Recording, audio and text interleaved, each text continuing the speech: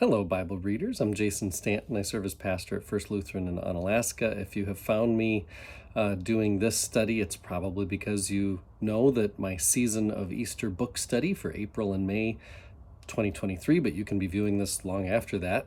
But my book study is A Gospel of Hope by Walter Brueggemann.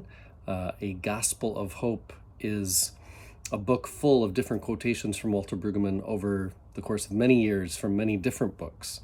And it encourages readers to embrace the audacity required to live out one's faith.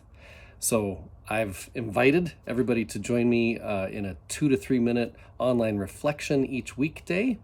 And what I'm hoping to share are topics ranging from anxiety and abundance to partisanship and the role of faith in public life.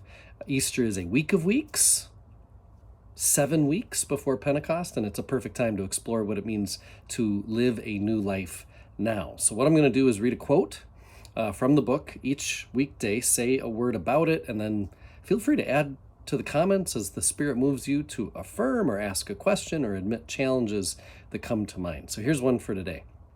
We exist because of God's generosity in our creation. A generosity so rich that we need not be greedy or self-sufficient, because gifts are always being given. That story has its hope and culmination in the promise that God will make all things right, and that our destiny is to be in peaceable communion with God and with our neighbors in this age and in the age to come.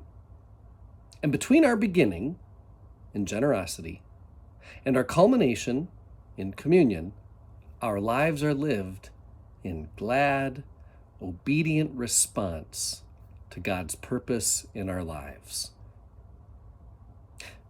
So in other words, if we believe God was generous enough to create and will be generous enough with us to grant some kind of eternal communion with God, well then, the only appropriate way to live our life now, kind of in between creation and what will be, the only way to live our life now would be glad, obedient response to God's purpose in our lives. Why fight against God's kind of generosity?